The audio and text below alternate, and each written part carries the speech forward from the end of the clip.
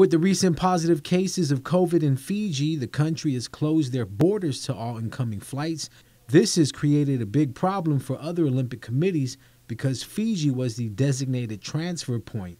Though Guam doesn't have that problem, GNOC President Ric Blas says the Guam delegation will be lending a hand to our fellow Olympic committees. Protocols are constantly changing. They're basically updating protocols. We even have what they call a COVID liaison officer.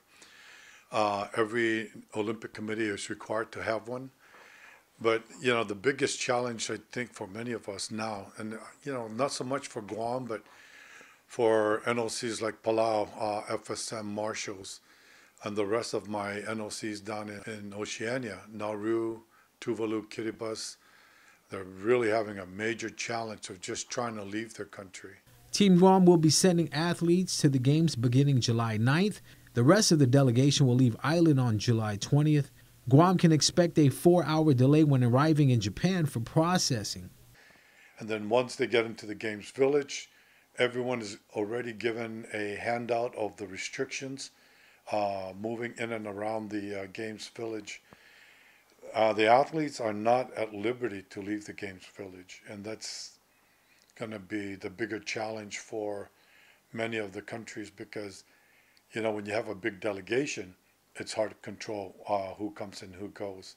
Guam will be represented in judo, swimming, wrestling, track and field, and Olympic-style weightlifting. We didn't want to let Joster know that he had already been qualified for the continental slot.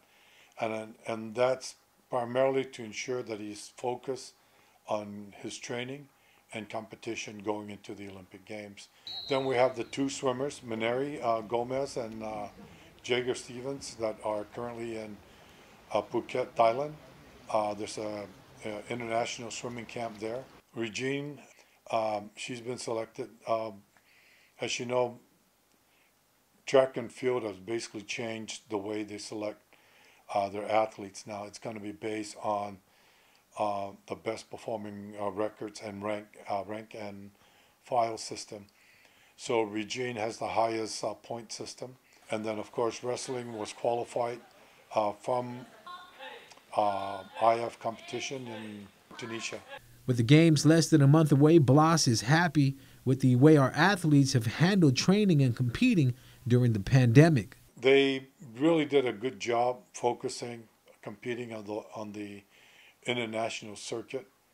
And I've always told them, if you know that you've done your best on the competition hall, for whatever happens, you leave it there, and you walk out with with your head up high.